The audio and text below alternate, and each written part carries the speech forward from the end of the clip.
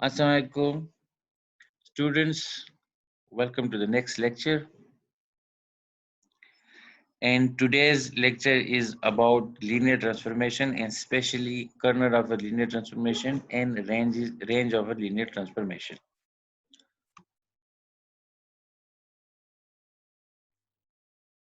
So let me recall what is a linear transformation. You know, if we have two vector spaces, say V and W, a function from vector space V to W.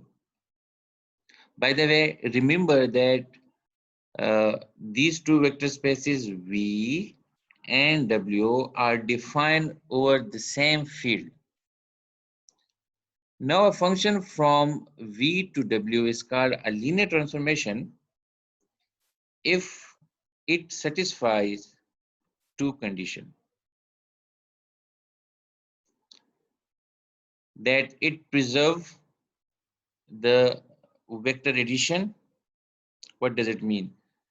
If you remember, हमने इसके हवाले से बात की थी कि linear transformation कब है और एडिशन कब प्रिजर्व होती है अगर आप दो वेक्टर्स को v में ऐड करो and then apply the function r आप इंडिविजुअली एक एक वेक्टर पे फंक्शन अप्लाई कर दो और जो रिजल्ट है उसको w में ऐड कर दो तो रिजल्ट सेम आएगा और इसके लिए मैंने एक डेली लाइफ से कोई एग्जांपल भी दी थी कि अगर आपके पास जूसर है तो आप उसमें एक मैंगो डाल दो जूस लो दूसरा मैंगो डाल दो जूस लो या दोनों और जूस को आपस में मिला लो या आप दोनों मैंगोस डाल के जूस लो तो ऑलमोस्ट ये सेम है दो कि ये मैथमेटिकल एग्जांपल नहीं थी लेकिन to make you understand better ये एग्जांपल मैंने दी थी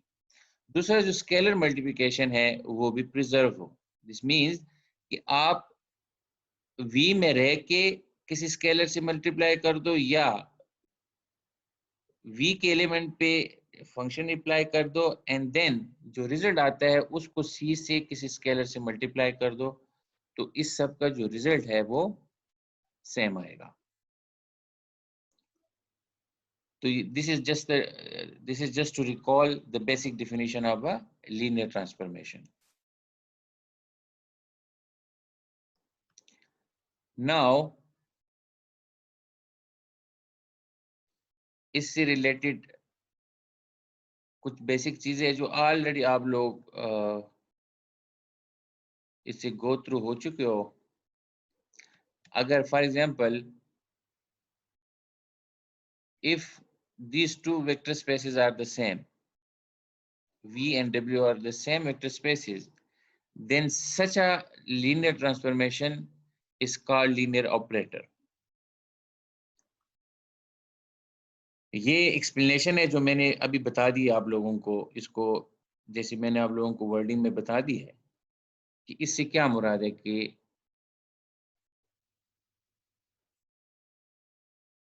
एडिशन भी प्रिजर्व होती है और स्केलर मल्टीप्लिकेशन भी प्रिजर्व होती है वो यहाँ पे आप लोग इसको भी रीड कर लें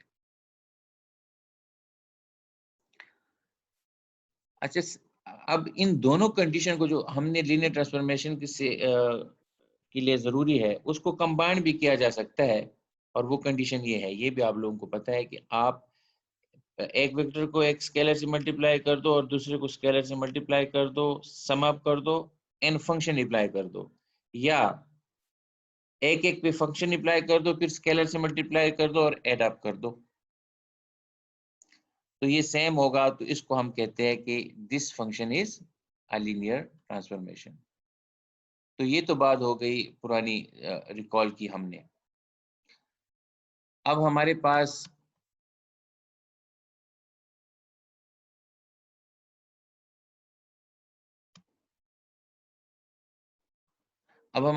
एग्जाम्पल्स है किस चीज की एग्जाम्पल्स फॉर लीनियर ट्रांसफॉर्मेशन तो every matrix transformation is a linear transformation यानी आपके पास एक वेक्टर स्पेस है से दिस और आप एक वेक्टर्स उठा लो r⁴ n में, तो वो एक कॉलम होगा।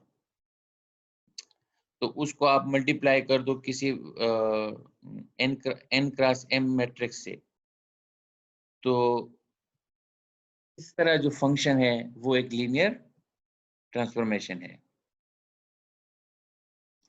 और इसको ये नीचे उन्होंने बताया, ये लिखा हुआ है कि किस तरह है। अच्छा, अब कुछ एक्सरसाइजेज है, ये एक्सरसाइज बेसिक एक्सरसाइजेज है कि आप लोगों ने ये बताना है, या आप लोग खुद करेंगे कि ये जो गिवन है, फॉर एग्जांपल एक्सरसाइज नंबर 1 कि आर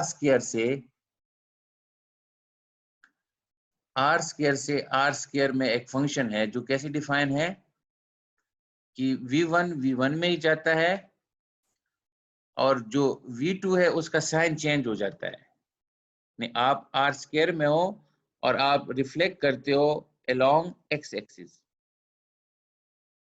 दिस मीन्स कि जो y की वैल्यू है वो चेंज होती है और x की वैल्यू फिक्स रहती है। तो क्या ऐसा फंक्शन लीनियर ट्रांसफॉर्मेशन है कि नहीं? तो आप लोगों ने वो एक कंडीशन या अलग अलग दो कंडीशन करके इसको सॉल्व करना है। और ये जो आपके पास एग्जाम्पल है, ये बहुत बेसिक है, बेसिक एग्जाम्पल्स है, एक्सरसाइजेज। ये आप लोगों ने खुद वेरीफाई करने हैं, दे आर एक्सरसाइजेज, और आप लोगों ने मुझे जमा कराने हैं। इसी तरह चीज़ों पे हम डिसाइड करेंगे कि सेशनल मार्क कितने होंगे। दो चीज़ें हमारे पास है, एक्सरसाइजेज, जो एक्सरसाइजेज मैं दूं आप लोग उसको सॉल्व करके सेंड कर दें, या कोई अच्छी सी चीज़ relating to your topics, your contents, internet से डाउनलोड कर दे, वीडियो हो, कोई भी डॉक्यूमेंट हो, और वो आप ग्रुप में शेयर कर दे और थोड़ा सा अपनी तरफ से रिमार्क या कमेंट करें। आप लोग बिल्कुल पार्टिसिपेट नहीं कर रहे। लेक्चर मैंने लास्ट लेक्चर भेजा है, उसकी पीडीएफ फाइल भी सेंड की है, लेकिन ना बच्चे ने कोई क्वेश्चन किया है, ना कुछ कमेंट किया है। तो ऐसे आप लोग एक्टिव पार्टिसिपेट करो, ठीक है? तो इस तरह आप लोगों की सेशनल इम्प्रूव होंगे, अदरवाइज सेशनल आप लोगों के बहुत कम होंगे और आप लोगों के रिजल्ट पे बड़ा असर होगा। तो ये एक आप लोगों ने एक्सरसाइजेस करने हैं। ये एग्जाम्पल नंबर 2 है। ये आर क्यूब में एक फंक्शन डिफाइन है इस तरह, v1 v2 v3, यहाँ से आप पिक करते हो और वो कहाँ जाता है, रिमेंबर दिस इज v3, वो इस तरह डिफाइन है। तो ये सॉल्व किया गया है कि actually this is not a linear transformation. इसलिए क्या है, ये लीनियर ट्रांसफॉर्मेशन नहीं है। और ये उस सारा डिटेल में बताया गया है कि क्यों नहीं है, क्या रीजन है, कौन सी कंडीशन जो है वो वायलेट हो रही है। इसी तरह एक और एग्जांपल है, आर स्क्वायर से आर स्क्वायर में फंक्शन इस तरह डिफाइन है, पूछा गया है कि ये लीनियर ट्रांसफॉर्मेशन है कि नहीं, और सॉल्व किया हुआ है। तो ये दूसरी कंडीशन को वायलेट कर रहा है। फिर एक थ्योरम है, आसान सा थ्योरम है कि अगर आपके पास कोई लीनियर ट्रांसफॉर्मेशन है from a vector space to another vector space on a same field, तो since this is a vector space, तो ये अंडर एडिशन ग्रुप है, तो इसमें एक एडिटिव आइडेंटिटी होनी है। सिमिलरली इसमें भी है, और अगर ये डिफरेंट है तो इनकी एडिटिव आइडेंटिटी डिफरेंट होगी। तो ये थ्योरम है कि अगर आपके पास ये, आप सपोज कर दो कि ये आपके पास जो L है, this is a linear transformation, तो क्या होगा, आपका जो एडिटिव आइडेंटिटी है V की, उसने जाना है W की एडिटिव आइडेंटिटी में। और अगर आपने दो का डिफरेंस करना है तो वो भी डिफरेंस भी प्रिजर्व होता है, यानी कि जैसे एडिशन प्रिजर्व होता है तो सब्ट्रैक्शन भी प्रिजर्व होती है। और इसका ये प्रूफ नीचे गिवन है, आप लोग इसको रीड कर दो। बेसिक स्टेप्स है। नाउ अब हम आते हैं सबसे जो इम्पोर्टेंट टॉपिक है इस लेक्चर का, कि अगर आपके पास एक लीनियर ट्रांसफॉर्मेशन हो तो दो सेट बहुत इंपॉर्टेंट होते हैं, एक कर्नल और एक range. In respect of with respect of any linear transformation, kernel एक सबसेट है जो रहता है V में, और रेंज एक सबसेट है जो रहता है W में, और कर्नल सबसेट से ज्यादा है। This mean this is a subspace of V and range is a subset of W। तो इन दो सेट्स की इंपॉर्टेंस ज्यादा है, और ये एक जैसे हमने डायमेंशन थ्योरम किया था, एक और डायमेंशन थ्योरम वो वेक्टर स्पेसिस से रिलेटेड था और एक लीनियर ट्रांसफॉर्मेशन से रिलेटेड होगा, और उसमें जो रोल होगा कर्नल और रेंज का होगा। तो अब ये सेट कैसे डिफाइन है कर्नल, क्योंकि आप लोगों ने ग्रुप थ्योरी का कोर्स पढ़ा है, तो कर्नल अब होमोमॉर्फिज्म क्या होता है, वो सारे एलिमेंट्स जो जीरो पे मैप होते हैं। तो अ लीनियर ट्रांसफॉर्मेशन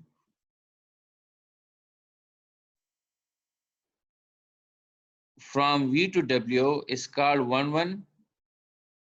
अच्छा, अब 1-1 लीनियर ट्रांसफॉर्मेशन क्या होता है, यू नो कि 1-1 लीनियर ट्रांसफॉर्मेशन क्या होता है कि रेंज में रिपीटिशन ना हो, रेंज में क्या हो, रिपीटिशन ना हो।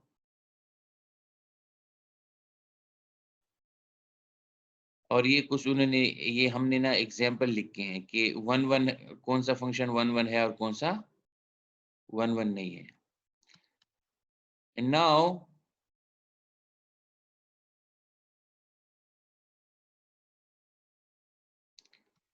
We are at our basic definition of the kernel. Let L is a function, a linear transformation from a vector space V to W defined over the same field. Now, what is the kernel? The kernel of this linear transformation, ये kernel linear transformation का होगा, और ये एक set है जो रहता कहाँ पे है, V पे, और इस तरह ये डिफाइन है, V के वो एलिमेंट्स जिसको ये लीनियर ट्रांसफॉर्मेशन जीरो पे मैप करता हो, वो सारा आपने कलेक्ट कर देना है, एक सबसेट बनेगा किसका, V का, और इस सबसेट को हम कहेंगे kernel of this linear transformation.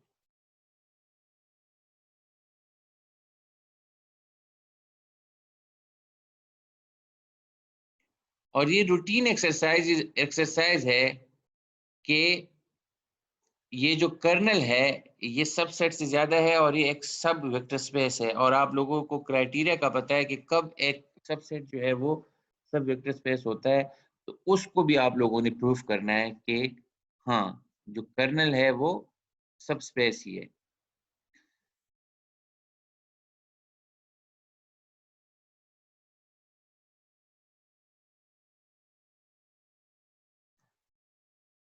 अब एक और हमारे पास जरूरी है कि अगर ये L जो है 1-1 हो, तो जो कर्नल है वो सिर्फ जीरो होगा, यानी कि सिर्फ जीरो ही जीरो पे जाएगा, इसके अलावा कोई और एलिमेंट जीरो पे नहीं जाएगा। तो इसका प्रूफ भी यहाँ पे गिवन है, लिखा हुआ है कि कैसे अगर 1-1 है तो कर्नल जो है वो सिर्फ जीरो पे मुश्तमिल होगा। ये थ्योरम ग्रुप थ्योरी में भी था। तो चूंकि वेक्टर स्पेस बजाते खुद एक ग्रुप है, तो वो जो प्रॉपर्टी ग्रुप थ्योरी से है वो ऑब्वियसली यहाँ भी होल्ड होती है। अच्छा, नाउ अब आप आ जाएं, what is a range of a vector space. अब ये सबसेट जो है ये कहाँ का है, W का है, और W का ये सब स्पेस भी है। अगर आपके पास एक लीनियर ट्रांसफॉर्मेशन है from a vector space V to W, बाकी आप लोगों के पास PDF फाइल है तो आप लोग वर्डिंग देख लें। सिंबॉलिकली मैं बता देता हूँ कि रेंज ऑफ जो वेक्टर स्पेस है, सॉरी लीनियर ट्रांसफॉर्मेशन है, इससे क्या मुराद है कि वो वाले एलिमेंट्स W के जिनके लिए कोई V पड़ा है V में सच दैट के उस V का जो इमेज है वो W हो। तो जैसे बेसिक डिफिनीशन होती है रेंज की, वही डिफिनीशन लीनियर ट्रांसफॉर्मेशन की रेंज की भी है।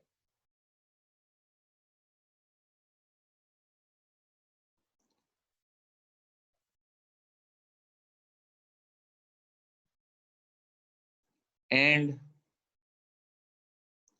अगेन वो थ्योरम आ गया कि अगर L जो है लीनियर ट्रांसफॉर्मेशन है फ्रॉम V टू W, तो जो रेंज है दिस इज अ सब स्पेस ऑफ W, और सब स्पेस के क्राइटेरिया आप लोगों को पता है। ये नीचे एग्जांपल्स है रेंज कैलकुलेट करने के और